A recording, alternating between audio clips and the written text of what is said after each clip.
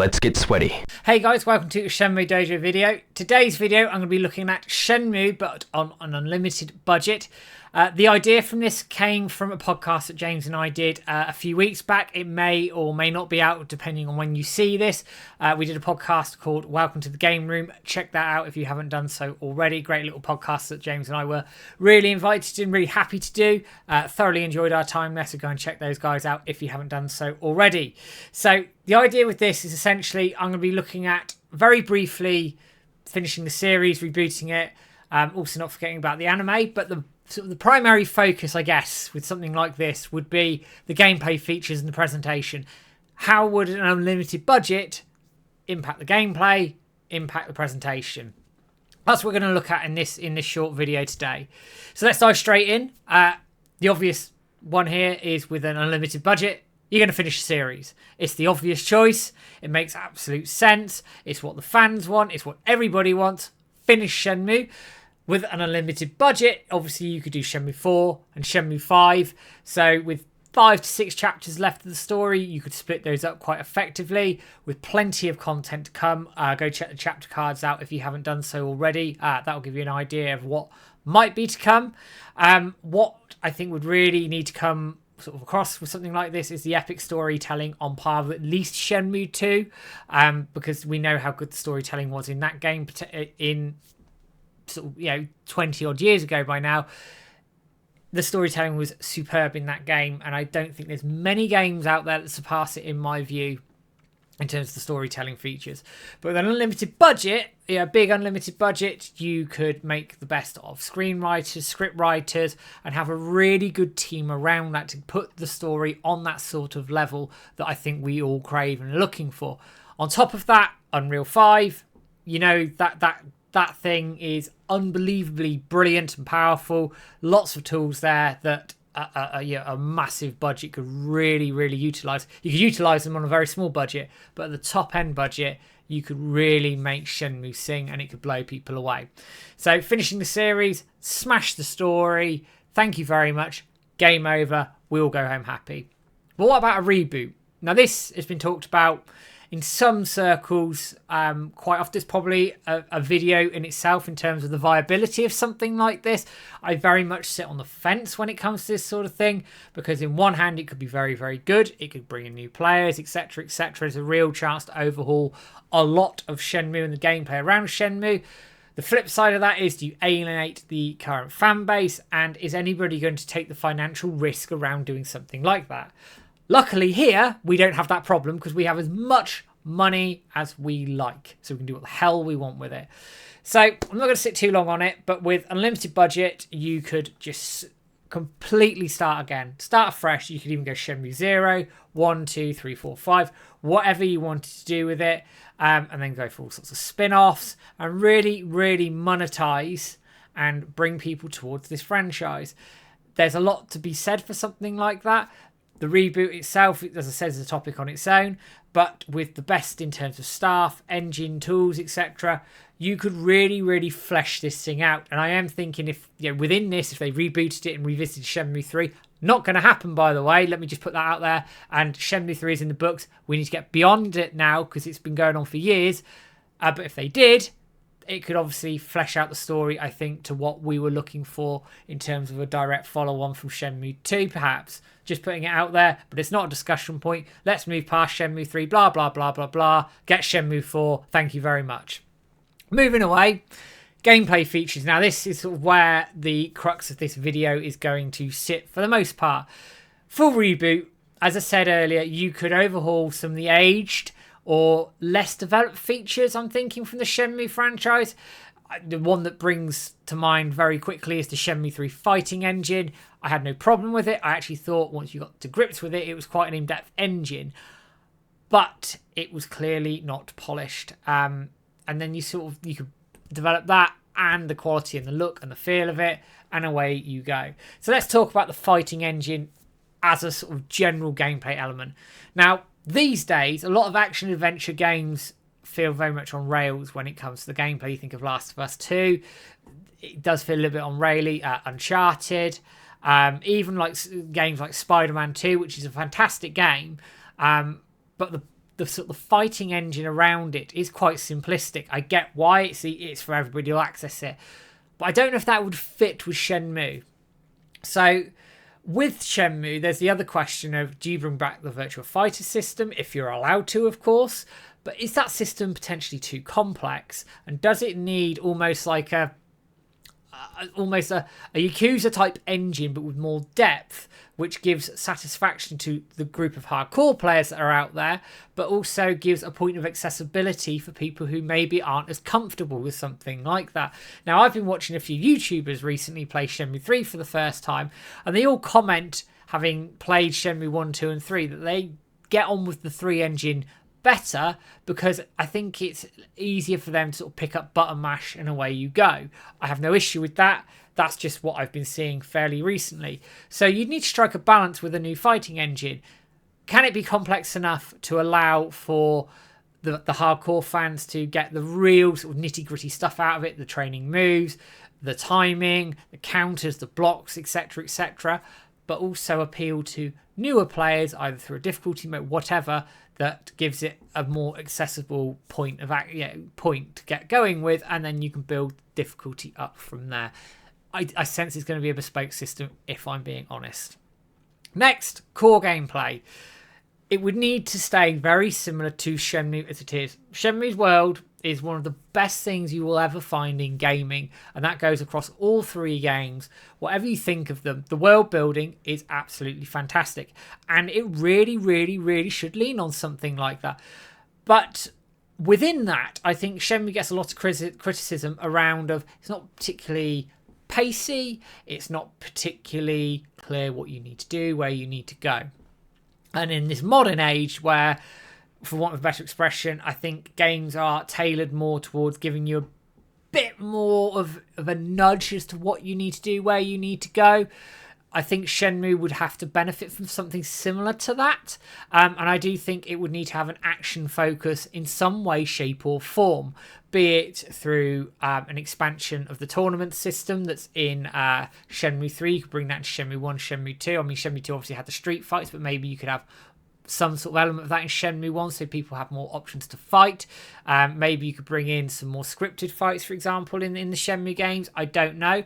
But one thing I do think you need to move away from is the random fights you get in the Yakuza, like a Dragon series. I don't think that fits Shenmue very well. And I just think then you end up going down the Yakuza light phase. And that just, I think you then end up in a very tricky situation. On top of that, things like waypoints and maps would need to be very structured within the gameplay. Lots of games have this sort of thing, and sadly it's the way gaming is going, with lots of points, directions, all that sort of thing. And it can be quite overwhelming in some respects. I certainly find that in some modern world games these days, that all these icons and things everywhere, I get overwhelmed and I loses some of the immersion. So with Shenmue on an unlimited budget, maybe you could have 2 systems in place. That you could have a system for older fans called a Shenmue mode or something similar like that, classic mode, whatever you want to call it. And it removes all of that stuff, and you have the classic Shenmue feel of exploring, do what you want, pick up the items, do whatever it needs to be. Or you could have a modern mode which gives you sort of pointers, directions, more hints, help, blah, blah, all the rest of it. Just a thought, and it's something that I think Shenmue 4 could have benefited from should we get there as well.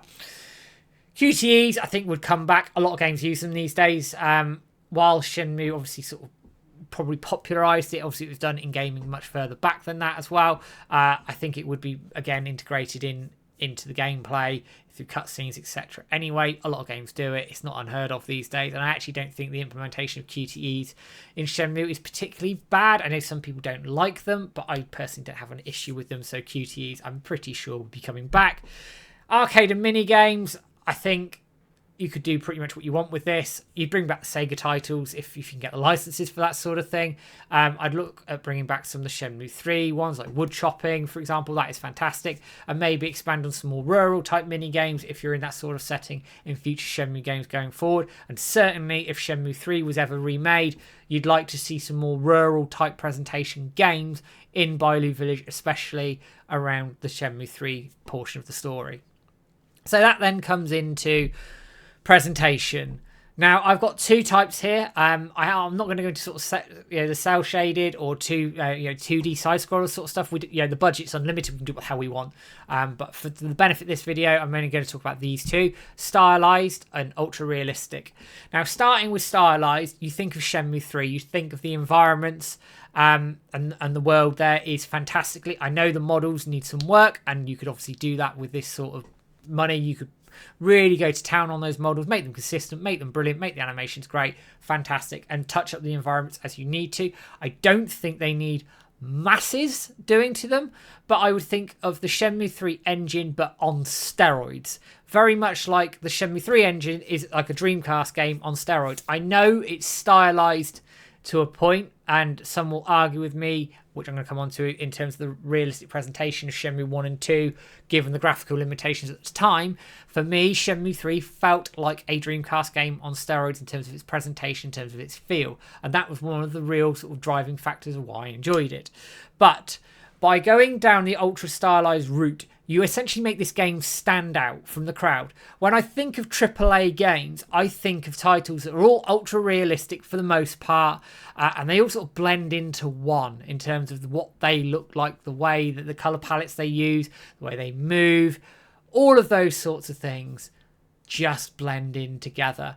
Going stylized but well done would make Shenmue really stand out, I think, in a massively crowded AAA field.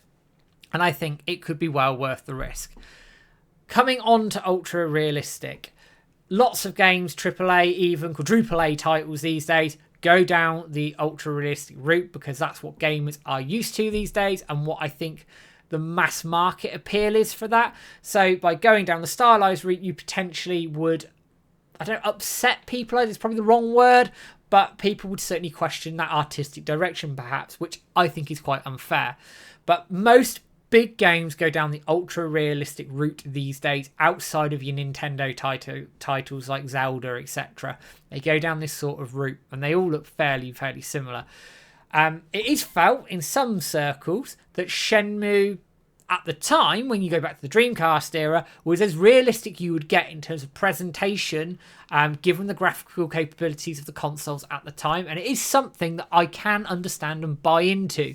So by going back to an ultra-realistic presentation, especially in a reboot perhaps, you then get consistency across all the titles, which is something that has been talked about for years across Shenmue 1, 2 and 3. Obviously that 3 does look different to 1 and 2 given the time lapse between the titles, and that's completely acceptable. But you get consistency around that, and you'd be leaning into what some would, I'd certainly argue, was the original sort of artistic direction style of the Shenmue games. I personally think go stylized, make it stand out and do it well, and I just think it will get people talking and hopefully break a trend potentially in the AAA market. One thing I haven't mentioned, but I am going to mention, is Shenmue the animation. We all know why it got blooming cancelled. It's a shame. It did quite well for itself. Go and check out the interview I did with Jason DeMarco, which is probably coming up to 2 years now, which is scary in itself. But if I had a ton of money to do whatever the hell I wanted, I would simply get the first season on Blu-ray ASAP through like a boutique physical distributor or somebody like that, and I would be buying the rights to season 2, season 3, whatever, and I'd be getting it out to one of the major streaming platforms if I could. So I'd be looking at Netflix potentially. They like to pick up anime as one option for that. Maybe you could twist Crunchyroll's arm if you take the hit for making this thing yourself. We know Adult Swim would quite happily release the rights to it if certainly if Crunchyroll came along, and hopefully the right person could come along to get the second season out the door, even a third season. But I would get it on all major streaming platforms that you can, so as many people can see this thing as possible. But one thing I would do with the anime is very much keep it as its own thing in terms of its presentation, the music, the story, everything. Obviously, we know the anime broadly follows the story of the games. Fair enough, that makes absolute sense. But what it does do is take some liberties, creative liberties, around how it tells some of that story. My personal thought on that is quite simply that Shenmue, the animation, should continue to do something like that, because it diversifies it out from the games, but also gives it its own identity away from the games and gives people almost a choice of what they may like or prefer. And it creates different talking points for us when you think of some of the content that's come into the anime, such as the karate tournament, that maybe some of that lost content that may have not been covered in the games could make its way into future anime episodes as well. But guys, what do you think about Shenmue on a unlimited budget? What would you do with it? How would you handle the franchise? How would you handle everything around it? Drop us a comment below and I will pick up some of these as we go. Now, before I finish, guys, I just want to give a shout out to our members. Again, guys, for a couple of £1 a month, you get early access to all the video content that we put out outside of the podcast. All the money goes to James and I running the website and helping us out in that site, running the site, competitions, all those sorts of things in and around the site and all the things we do. Just to make it clear, though, no content is locked behind a paywall. If you don't sign up to this, it's completely voluntary anyway, and you would still get the content upon release date. But for those of you who have signed up from top to bottom, Renners, Richard Cartledge, that's me, Carl, Terry, Stuart Peacock, Mark the Pulverizer, Little Crypty Monster, Titch, Richard King, Sean Potter, Guppy Coy, Bruce Wayne 937, Survival Spheres, Peter Hoffland, Sean Don, Wandering Through Shenmue, Phantom Riverstone, Bruce Wayne 911, Mike Franz, Manny Figueroa, Master Mo, Nick Hughes, Sean Hastings, Clunky Mage and William Lovering. Thank you for signing up, for being members and supporting the dojo and all the content we put out. Guys, thank you for sticking with this video. It's been longer than I anticipated. These videos have oddly gone that way this year. Don't know why. It is what it is. Thank you for dropping on the content. Thank you for engaging with all the social media. Give us a like, share, subscribe to Facebook, YouTube, Twitter. You know exactly where you can find us now, guys. And I will be back with a video in the not too distant future. For now, guys, have a good one and take care. All the best.